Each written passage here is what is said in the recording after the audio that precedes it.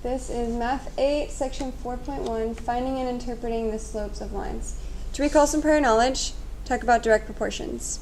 To be a direct proportion, it needs to have these two things. It was only y, x, and a constant, which could be 1, but in many cases it is not. So k is your constant. A way to represent that on a graph is it begins at the origin of 0, 0, meaning that y is 0 and x is 0. So it will be at this center dot right here. This line is a direct proportion, this one is not, this one is not. Try that on quick check 1 and 2. Actually, I didn't explain how to find k, sorry. So to find k, you would pick a point on the line. So on this line, I picked a point, not the origin, a point other than the origin, of 1 and 2.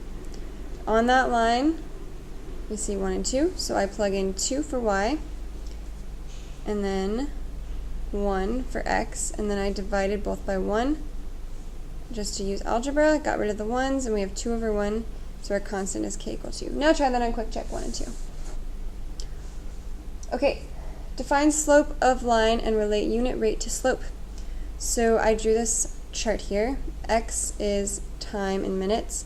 Every minute it goes up, our distance increases by 250, and this is in feet. So I drew that on a graph here. So at 1, it was about 250. At 2, it was about 500. 3, it was about 750. 4, it was about 1,000. And 5, it's about 1,250. So to figure out slope, slope is going to be the rise over run.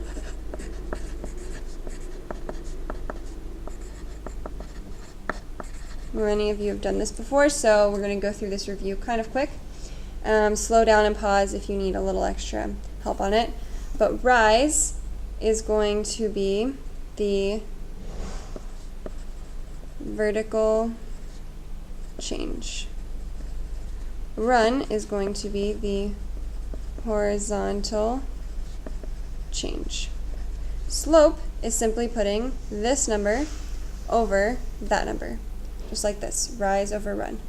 So to figure them out, you would find the difference between these 2 points.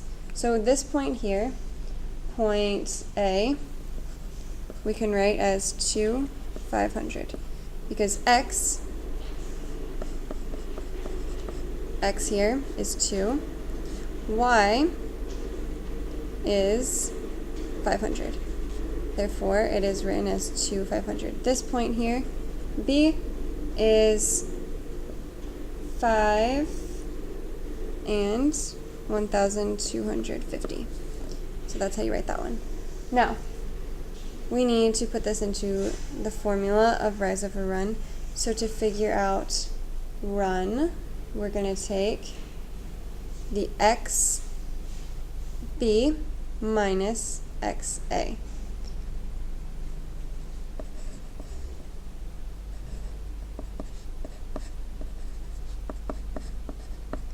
Notice the x of b equals 5, the x of a equals 2, so total we have 3. Now to find the rise, we're going to take y of b minus y of a. That's going to give us 1,250 minus 500, which is equal to 750.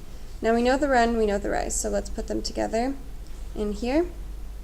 And our slope is going to be equal to rise over run, which is 750 over 3, simplified to 250, and that is our slope.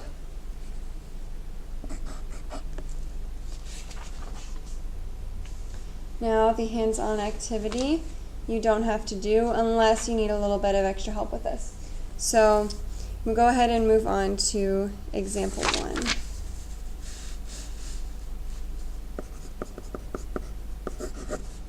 Example 1, use slopes to compare 2 unit rates. So these graphs are going to give us some information, and I'm not going to copy down the whole graph, as in you don't have to either. The graphs give information about a penguin's number of heartbeats, B over time. So B over time. During normal resting rate and just before diving, when is the penguin's heart rate greater?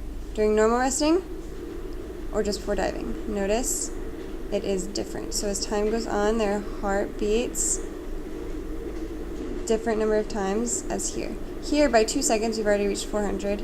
Here, by 2 seconds, we've only reached 150. So you can see that the rate is a little bit different. So to figure it out, the unit rate is comparable to slope. Just like in the last one, you could say it's feet per second as a rate. Here, it is going to be the rate of their heartbeat. So unit rate equals rise over run. Now the rise in the first one, since we're starting at 0, we know that it rises all the way up to 150. And it runs to the right of 2, so we could say that it is 75. 75 is normal. And then for the next one, we could say 400 over 2, and that's going to be equal to 200. That is diving. So we found these two answers based on the problem. Now, you could do the same math thing we did of x for b minus x for a, but you would be subtracting 0 because this would be a. So you could just say 150 and 2, and those are automatically your rise and your run if you're starting at 0. Go ahead and try that in guided practice 1.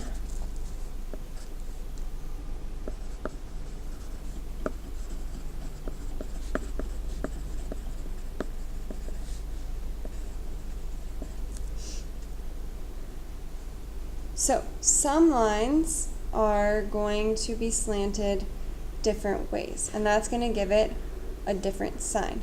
So if something is slanted this way,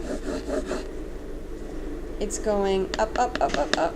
That is positive. All right? If something is slanted down, it's tilted down to the right, that is negative. So go from left to right. If it goes up, it's positive. Left to right, if it goes down, it's negative. Okay, so just remember that. To find the slope of one that is positive, you are going to have a positive run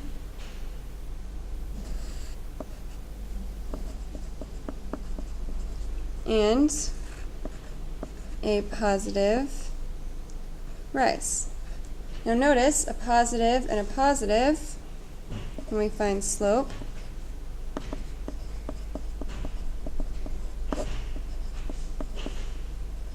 positive and a positive equals positive. The slope of this one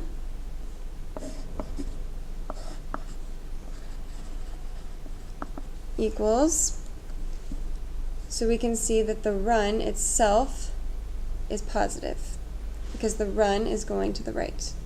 So you could draw it this way and say we have a positive run because it is. It's going to the right.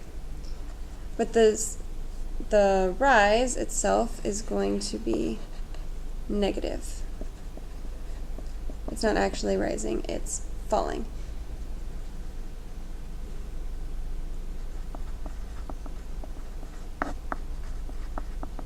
We know mathematically that this is going to equal a negative slope.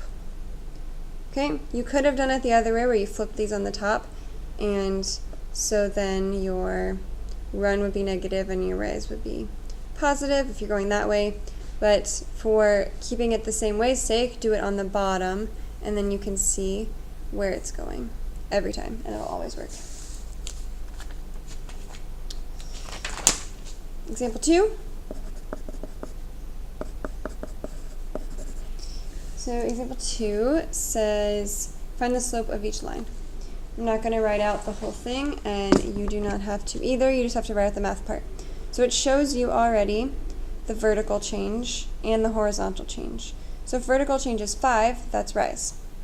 If horizontal change is 4, that's run. So you already know, you don't even have to work through it, but they do the math, so write out the math part so that you can see.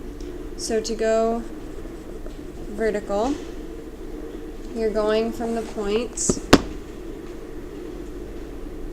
-1 to 4.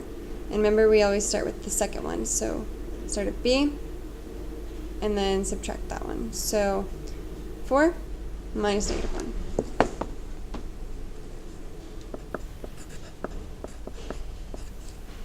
Which is going to be equal to 4 plus 1, which is equal to 5. Horizontal. Start with the second one, subtract the first one. So here we have 2, subtract -2. Which is equal to 2 plus 2, which is equal to 4. So now to put it in rise over run,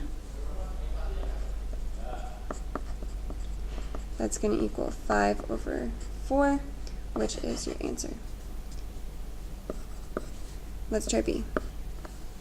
Okay, again, you're going to take for vertical, you'll take where it's going minus where it came from. So where it's going is -1 minus +3, which is equal to -4.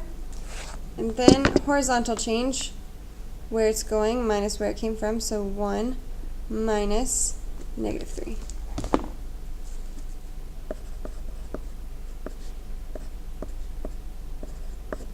Which is equal to 1 plus 3, oops, equal to 4. So now to figure out our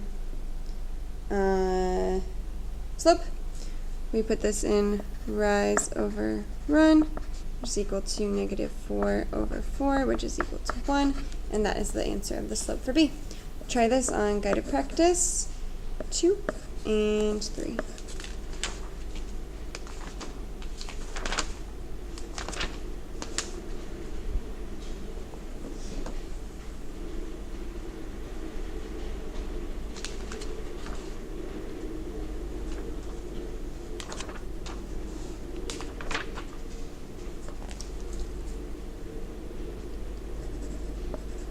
Example number 3. Compare two slopes to make a conclusion about real-world situations.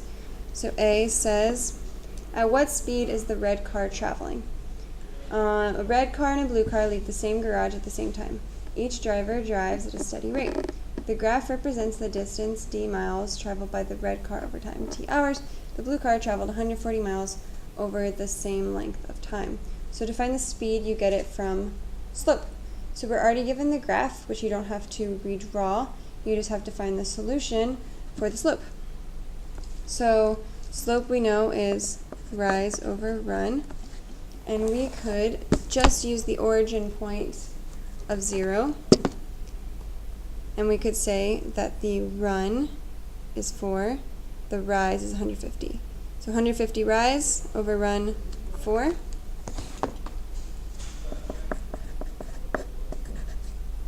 Equals 37.5 miles per hour. You know this because 150 represents the miles and it's on the top. Hour represents, 4 represents the hours, which is on the bottom, so you know that it's miles per hour.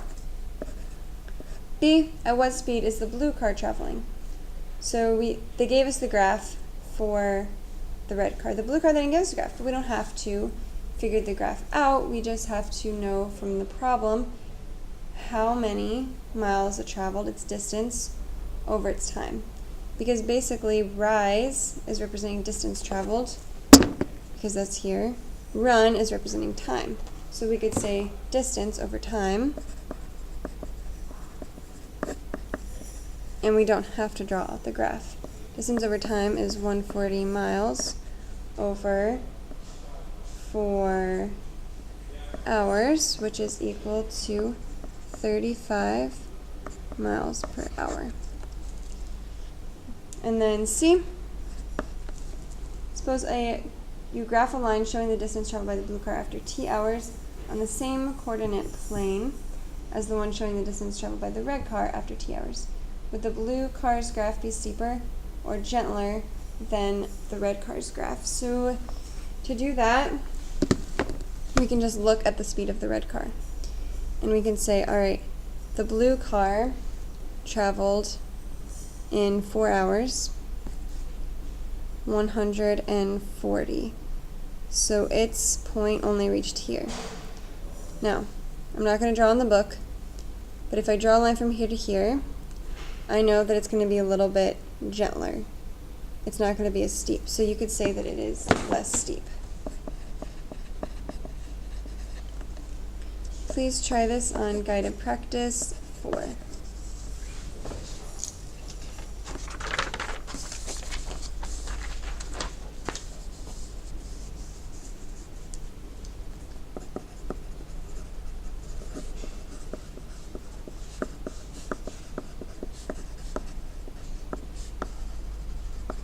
Finding slopes of horizontal and vertical lines. Actually, easier than you would think.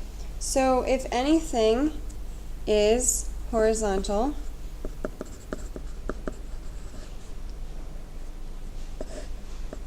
for example, the line goes right here. It's a horizontal line. No matter where it's at, it is going to have 0 rise over some positive run. But whatever it is, if 0 is at the top, the slope is always 0. Okay, if it's horizontal, the slope is always 0. If it is vertical, then you're going to say you have a positive rise. Here's our line. Positive rise, but the slope is 0 because it doesn't run at all. So 0 run. So if anything is over 0, then it's undefined. So slope is always undefined. Mathematically, it does not work to have 0 on the bottom. So the slope here is not 0, because obviously there's a slope. It's straight up and down, but it's undefined. For horizontal, it's 0 because there's no slope. Vertical is always undefined. Let's try this on example 4. It says, find the slope of the line. It's horizontal. Horizontal, slope is always 0. Solution, 0. Try this on guided practice 5.